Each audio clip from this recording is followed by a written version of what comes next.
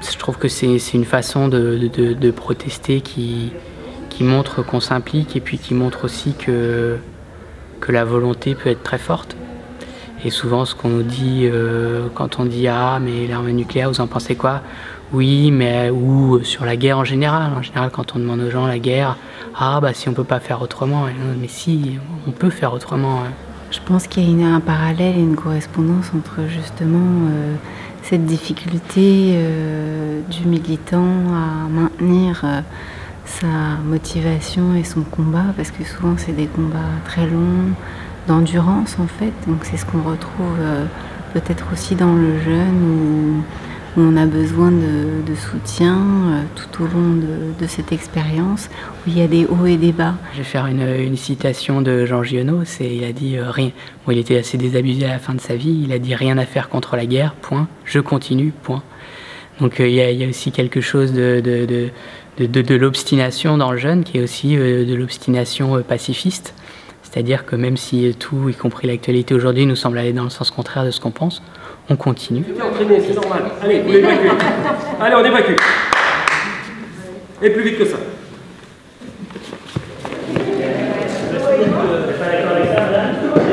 En fait, là, on teste une technique qui s'appelle la technique de la tortue, qui est une technique de résistance passive non violente, mais qui permet de se mettre en groupe, un minimum de 5 personnes, en s'enchevêtrant les jambes et les bras, et faire en sorte d'occuper un lieu le plus longtemps possible. Non au nucléaire, non au nucléaire, non au nucléaire, non au nucléaire. Je passe sous les essais. Ouais. Et tu nous accroches le plus solidement possible, histoire de... On n'a pas les clés. On doit vous emmener. Mais elles sont où les clés? On doit vous emmener. Il n'y a pas les clés, on les a prévenues. On doit vous emmener.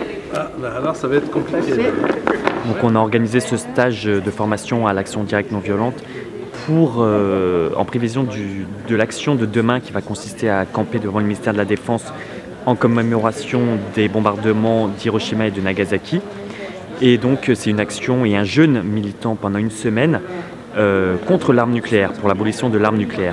Et donc effectivement les militants qui n'ont jamais participé à ce type d'action non violente ont besoin de connaître les différentes techniques pour que tout se passe bien demain. Donc c'est les différentes techniques sur les médias par exemple, comment ça se passe avec les médias, comment ça se passe avec la police, avec la justice, ça c'est très important puisque peut-être on sera emmené au commissariat demain. Ça dépend un peu de l'encadrement des CRS et j'allais dire un peu des ordres qui sont donnés par la préfecture de police, savoir si on va être tolérant ou pas avec des activistes non violents. Pendant la guerre froide, il y avait 70 000 bombes nucléaires dans les années 80, donc c'est un chiffre qui a beaucoup diminué, on peut dire. Mais comme ce sont des armes qui ont été modernisées, en réalité, au niveau du danger, le danger est toujours le même. Nous avons à peu près le même niveau de danger que pendant la guerre froide. Alors si vous voulez, c'est une période dans laquelle on est au sommet de la course jusqu'à l'absurde des armes nucléaires. C'est-à-dire que si vous voulez, on est arrivé à une situation où il y avait plus de 40 000 têtes nucléaires, de quoi détruire au moins une vingtaine de fois la planète. Ce qui était complètement ridicule parce que chacune des puissances voulait en avoir plus que la voisine. Et donc à ce système-là est apparu un certain nombre d'accidents. Mais en particulier des pertes de bombes nucléaires, des sous-marins qui ont coulé, etc. Donc on était au bord d'une guerre accidentelle. Et en tant que médecin, on pensait qu'il n'y a pas de traitement si ça se déclenche, on dit on ne peut rien faire. Mais au niveau de la prévention, la question qu'on a posée des deux côtés, c'est de dire si c'est une guerre accidentelle, pourquoi la voulez-vous? Si c'est une guerre volontaire, on peut discuter, mais accidentelle, est-ce que vous ne croyez pas que c'est nécessaire de stopper? Et on a été entendu. Alors ces bombes nucléaires, on les trouve dans les pays qui sont des pays nucléaires. Les États-Unis et la Russie, ce sont eux qui possèdent 95% de ces armes. Ils en ont chacun plus de 7000. Mais il y en a en France, par exemple, il y a 300 bombes nucléaires en France. Il y en a 225 en Grande-Bretagne, le Pakistan, l'Inde, dans la région du Moyen-Orient ou de l'Extrême-Orient, qui sont armés avec des armes nucléaires. Il y a un peu plus loin la Corée du Nord, qui a aussi des armes nucléaires, en très petit nombre, 8 en Corée du Nord. En Chine, il y a environ 200 armes nucléaires. Je ne sais pas encore si je vais pouvoir jeûner les 3 jours complets, parce que je ne l'ai encore jamais fait, mais voilà, je trouve ça important de soutenir les actions qu'il y a autour. Alors le jeûne, en fait, c'est un état où on ne mange pas, où on arrête toute nourriture et on se nourrit uniquement d'eau. J'ai été indirectement victime de l'accident de Tchernobyl par ma mère qui a été victime d'un dérèglement de la thyroïde à la suite du passage du nuage radioactif en France. Et la maladie a eu des conséquences sur sa vie personnelle et sur la vie de la famille.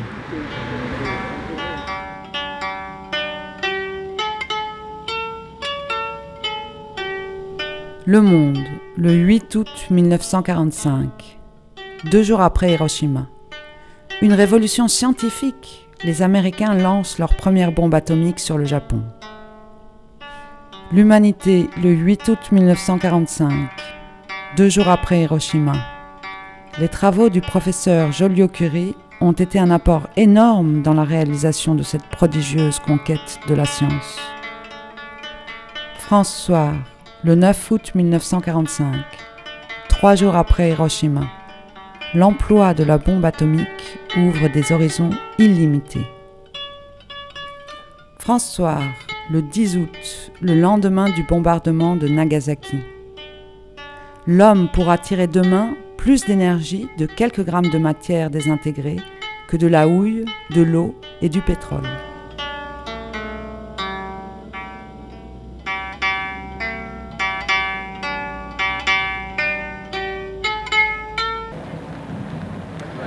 Comme à chaque fois, il y a la RG, les renseignements généraux, qui sont là dans la voiture. Là, ils sont venus tout à l'heure, ils nous épient, ils nous surveillent de près. Ils veulent tout savoir, on n'a aucun droit à l'erreur.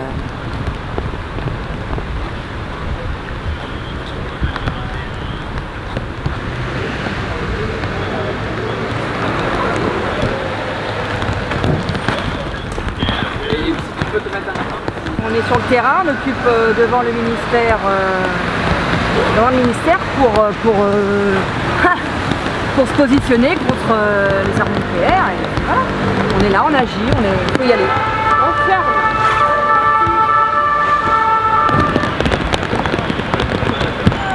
Non, non, non, aux armes nucléaires. Non, non, non, aux armes nucléaires. Non, non, non. Nous voulons manifester contre l'arme nucléaire devant le ministère de la Défense de manière tout à fait pacifique et installer des tentes de manière tout à fait pacifique. Non, non, non.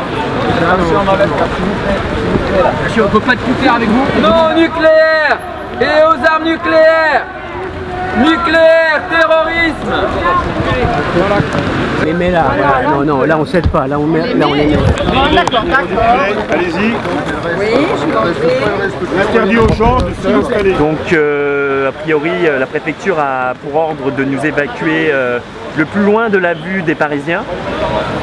Mais ils sont aussi nombreux que nous, donc même plus nombreux que nous, donc je crois qu'on a peu de chance de pouvoir se réinstaller. Mon fils. Je l'emmène.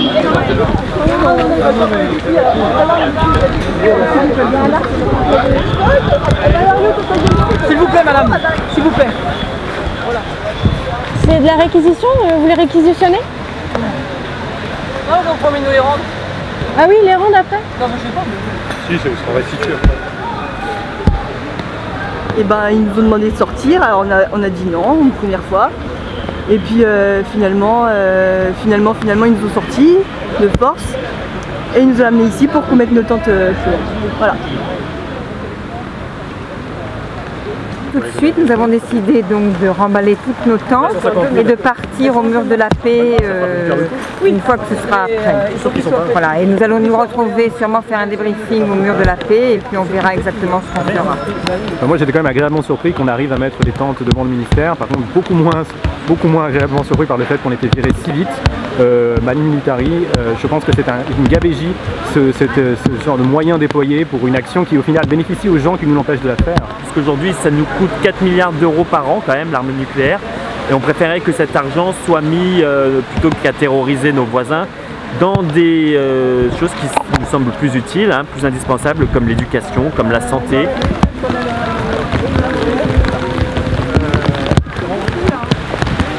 Ça le temps pour la planète.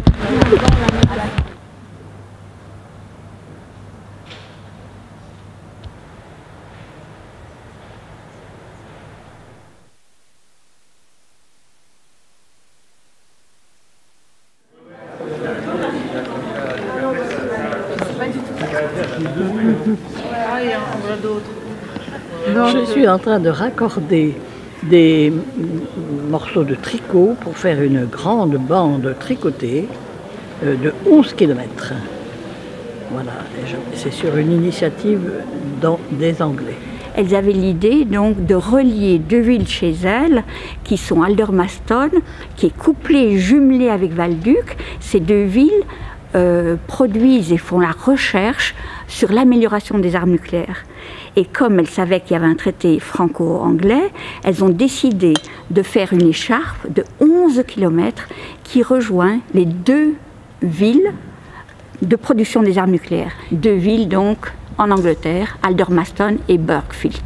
Donc effectivement le traité de Tătăș, c'est un traité signé entre la France et l'Angleterre qui prévoit une modernisation des armes nucléaires conjointes de la France et de l'Angleterre sur 50 ans. Donc c'est un traité qui a été signé sur 50 ans pour moderniser les armes nucléaires françaises et anglaises. Et tout ça, évidemment, c'est en contradiction avec une volonté affichée de désarmer ces deux pays. Cette usine d'expérimentation, de modernisation des armes nucléaires françaises et anglaises se situe à Valduc, à côté de Dijon.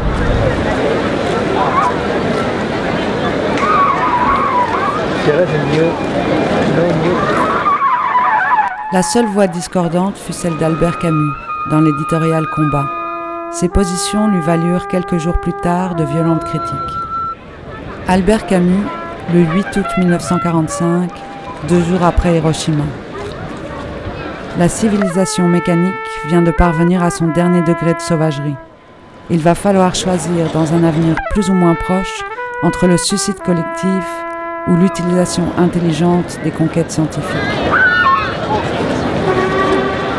Avec la police, ils ont négocié, on a négocié un temps. De combien, je ne sais pas, on va nous le dire là. On est là, moi je trouve ça plutôt bien parce qu'on parle avec des tas de gens, des Qatar, des gens du Qatar, des gens du Japon, donc on distribue, on explique.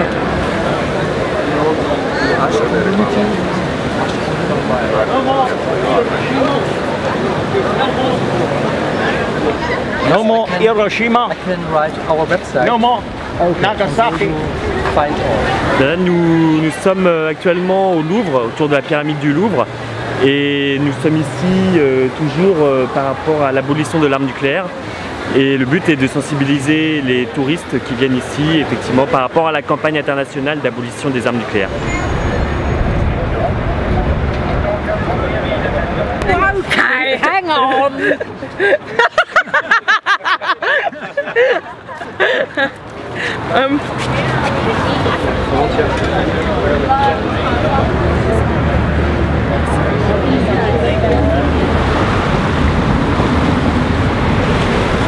Plus jamais ça! Hiroshima, Nagasaki, Fukushima, plus jamais ça! Hiroshima, Nagasaki, Fukushima, plus jamais ça! Hiroshima, Nagasaki, Fukushima, plus jamais ça! France Inter, France Inter. France Info aussi. Il y a combien de jeunes en tout? Il y a 60 jeunes. Et vous, ça va physiquement? Nous voir notre clinique, nous donner des conseils. Un médecin? Oui. Un médecin.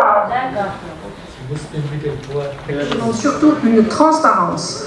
Au niveau de quoi? Au niveau des dégâts environnementaux qui existent dans la région. Au niveau de l'eau, la pollution au tritium notamment. Leur revendication, l'arrêt du financement de la dissuasion nucléaire française. Independent Who, c'est un collectif qui s'est constitué il y a plusieurs années déjà, quand on a pris conscience du fait que l'OMS ne faisait pas son travail. L'Organisation mondiale de la santé est mandatée pour s'occuper de la santé des populations dans le monde, des vaccinations, des épidémies, mais pour tout ce qui est des pathologies qui sont les conséquences du nucléaire, eh bien elle abdique.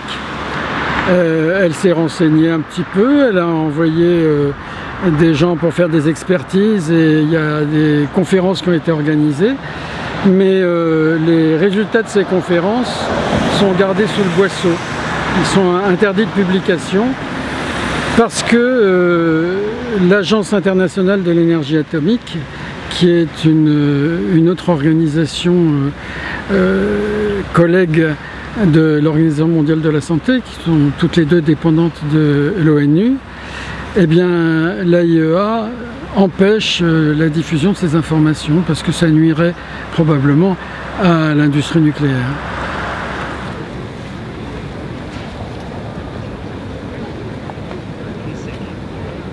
L'OMS prétend que Tchernobyl n'a fait qu'une 50aine de morts et Tchernobyl serait responsable d'environ 2000 cancers de la thyroïde. Voilà, ça c'était ce qui a été déclaré au sortir de Tchernobyl. Mais depuis, eh bien, il y a eu tout un tas d'expertises et d'organisations qui ont fait dans tous les pays, qui ont envoyé des experts et qui ont fait des bilans et qui sont collectionnés par l'Académie des sciences de New York qui, d'après leur publication de 2005, on arrive à 950 000 décès des conséquences de Tchernobyl sur la planète. Enfin, donc il y a de ça déjà quelques années. On sait que les nuisances du nucléaire et les irradiations, avec le temps, il y a de plus en plus de cancers qui se développent. Et puis, voilà, c'est caché. C'est caché. On ne sait pas non plus combien de pathologies et combien de décès il y a eu sur Fukushima. Ça, c'est sous le boisseau.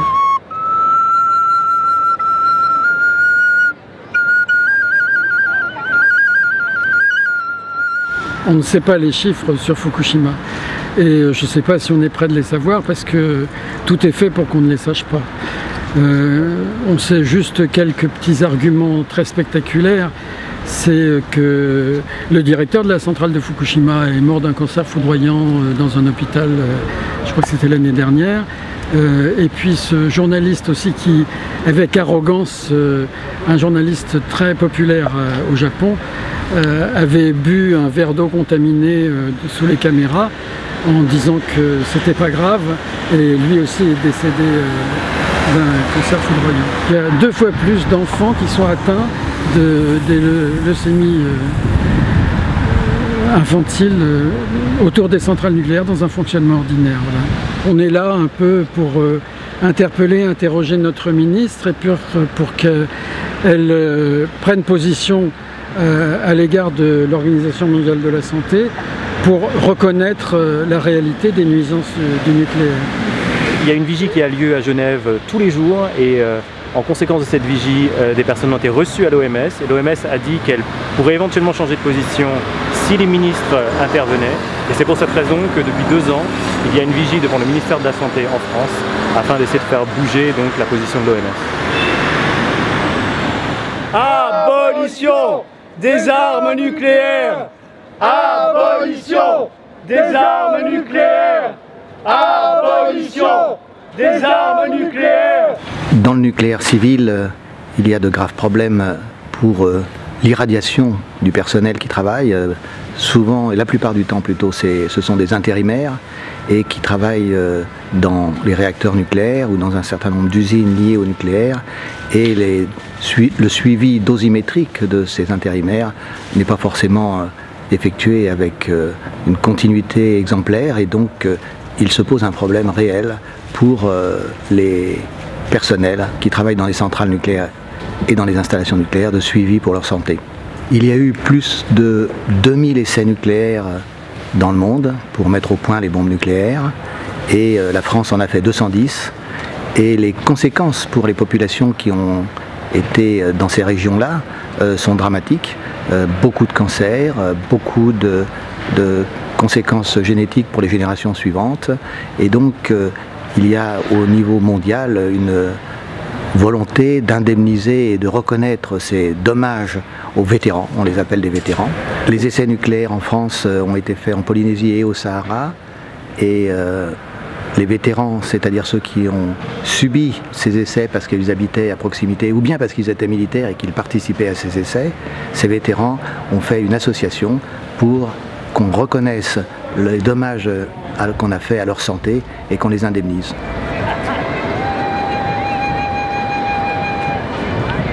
Le jeûne est un moyen pacifique de protestation, c'est aussi le meilleur moyen à mon avis pour s'impliquer parce que on se met en jeu physiquement, hein. C'est pas facile de jeûner, de ne pas manger pendant plusieurs jours et donc ça a une implication plus personnelle et plus grande que de simplement manifester. On ne jeûne pas et on ne fait pas des manifestations comme celle-là si on n'a pas chevillé au corps l'idée du bien de l'humanité. On est toujours en guerre, on est toujours les pays les uns contre les autres. Là, on pense que l'humanité est une et qu'il faut préserver l'entente entre les peuples et l'abolition de l'arme nucléaire en fait partie, c'est très important. Ouais, ils sont sympas ceux-là. Il faut regarder les tailles. C'est du L, mais peut-être j'ai du M dans le carton. Je crois qu'est-ce qu'elle m'a dit, Delphine? Elle m'a dit... Au bout de 3 jours de jeûne, je me sens sur un petit nuage, dans le coton. J'ai l'impression de planer au-dessus de toute cette foule qu'il y a dans Paris. Et ma foi, c'est assez agréable. Ça me rappelle des vieux souvenirs de planage. Moi, je jeûne depuis 3 jours et voilà, j'ai régulièrement des crises d'hypoglycémie, mais j'ai le cœur en joie de faire ce que je fais et voilà, c'est tout ce que je retiens, c'est l'énergie et la joie. Le corps, après, il est fragile, il est sur un fil, mais c'est ok pour moi de faire ça. Je me sens assez bien, mais ce matin j'étais extrêmement fatiguée.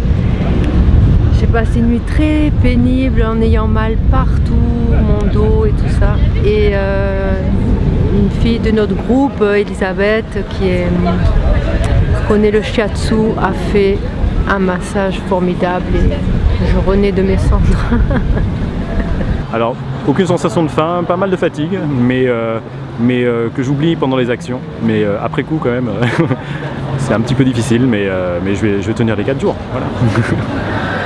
Pour moi, ça correspond à quelque chose de très profond parce que on sait que la force nucléaire, ça peut détruire toute une partie de l'humanité. Donc, il faut trouver quelque chose de fort comme le jeûne. C'est très très fort. Et je suis contente de l'avoir fait 4 ans de suite et je reviendrai l'année prochaine. J'ai un problème d'hyperthyroïdie et j'ai un traitement, donc c'est difficile de faire un traitement chimique en même temps que le jeûne parce que le médecin m'a expliqué qu'il faut des protéines pour porter les médicaments. Donc là j'en ai plus et depuis cette nuit ça va pas, donc je peux partir. Je trouve que bon, c'est difficile, mais ça nous permet de réfléchir, de se recentrer sur soi et sur la vie et sur la planète, quoi. On essaye de payer un peu de sa personne pour faire avancer une cause. Alors si on a un petit coup de pompe, ben on va plus lentement, on en fait un peu moins, et puis ça repart, l'énergie du corps redémarre. C'est pas la faim en fait, on n'a pas faim parce qu'on boit, mais c'est les douleurs. Moi j'ai des douleurs de dos constantes, des vertiges, des maux de crâne, on dort pas bien. Ouais, c'est assez pénible, hein. Je m'attendais pas à ça. Bien sûr qu'on mange trop. Donc quand on mange moins, ou peu, ou pas, on a des idées tellement plus claires, parce que 80% voire plus de notre énergie passe dans la digestion. Et on n'a pas faim, on est juste addict à plein de goûts qu'on nous fait miroiter, on salive, c'est la pub. Enfin, bien sûr qu'on n'a pas besoin d'autant manger, bien sûr. Ça fait partie du bien-être de l'humain. La naturopathie. Donc, pathos, c'est-à-dire s'alimenter naturellement. Donc, c'est fabuleux, c'est fastidieux et fabuleux. c'est super d'apprendre ça. 3 jours avant, il faut commencer à baisser l'alimentation très chargée en toxines, les viandes, tous les produits animaux, le fromage, et puis bien sûr tout ce qui est boissons alcoolisées et boissons excitantes. Donc progressivement, 3 jours on baisse et puis pareil 3 jours de reprise. Le dernier jour avant le jeûne, en principe, c'est fruits et légumes uniquement, pour entrer dans le jeûne et que le corps ait commencé à comprendre. C'est aussi une manière de lancer un message au corps qui commence à détoxiner. Et puis la reprise, pareil, dans l'autre sens. Être militant, il y a des avantages et des inconvénients. C'est vrai que les causes qu'on défend, elles sont difficiles à défendre parce que il y a peu de gens qui se mobilisent pour les défendre. C'est surtout ça, on se sent isolé malgré tout. Et ce jeûne, même si c'est un peu difficile, ça nous rapproche. La légende des 1000 grues est originaire du Japon, où l'origami, l'art du pliage du papier, est très pratiqué. Cette légende raconte que si l'on plie 1000 grues en papier dans l'année, on peut voir son vœu de santé, d'amour ou de bonheur exaucé. Cette légende a inspiré Sadako Sasaki, une fillette japonaise atteinte de leucémie suite à l'explosion de la bombe atomique d'Hiroshima. Décédée à 12 ans, Sadako est devenue, grâce à ses grues, une icône de la paix. Elle confectionna pour guérir 644 grues et mourut le 25 octobre 1955 à Hiroshima avant d'avoir pu terminer son œuvre. Ses amis de classe terminèrent de plier les 1000 grues afin de collecter de l'argent auprès des écoles japonaises pour faire construire une statue en l'honneur de Sadako et de tous les enfants frappés par la bombe. Des enfants du monde entier plient des grues en papier et les envoient à Hiroshima pour être disposés autour de la statue.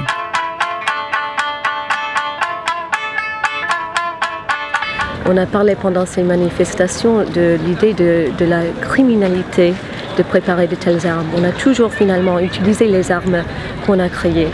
Et je crois qu'il s'agit de ça. On dit dans ces manifs, c'est un crime de préparer un crime. Et donc je crois qu'il s'agit d'une criminalité pure et simple. Ça n'arrête pas les guerres, ça crée un risque beaucoup plus grand de dérapage. Seule la négociation aboutit.